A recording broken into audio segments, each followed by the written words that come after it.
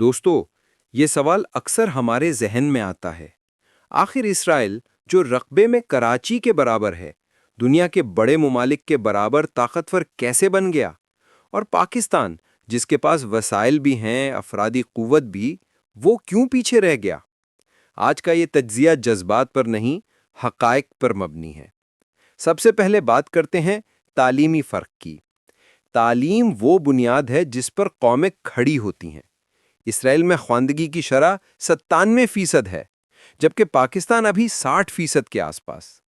اسرائیل اپنی G D P کا 5% تعلیم پر خرچ کرتا ہے، اور ہر طالب علم کو تحقیق اور انوویشن کے لیے تیار کیا جاتا ہے۔ یہی وجہ ہے کہ وہاں ہر سال ہزاروں سٹارٹ اپس جنم لیتے ہیں۔ دوستو، اسرائیل کو سٹارٹ اپ نیشن کیوں کہا جاتا ہے؟ کیونکہ وہاں ہر شہری مسئلے کا حل خود بناتا ہے۔ زراعت میں وہ پانی کے ایک قطرے سے زیادہ پیداوار حاصل کرتے ہیں، اور سیکیورٹی میں ان کے پاس آئرن ڈوم جیسی ٹیکنالوجی ہے۔ پاکستان کے نوجوان باصلاحیت ہیں، لیکن انہیں موقع اور ماحول کم ملتا ہے۔ پاکستان اور اسرائیل ان کی معیشت میں بھی فرق ہے۔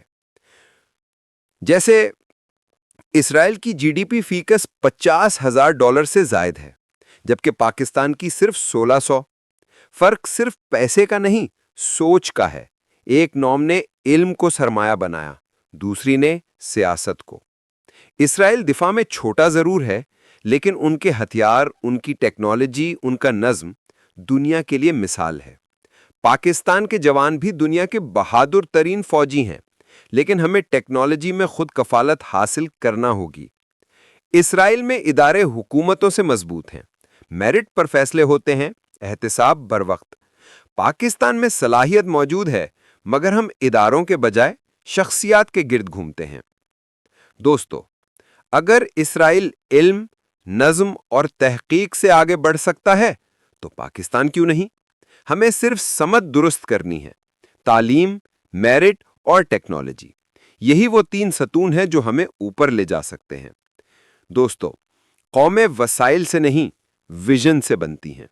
آج اگر ہم سیکھنے اور بدلنے کا فیصلہ کر لیں تو دنیا دیکھے گی پاکستان کسی سے کم نہیں۔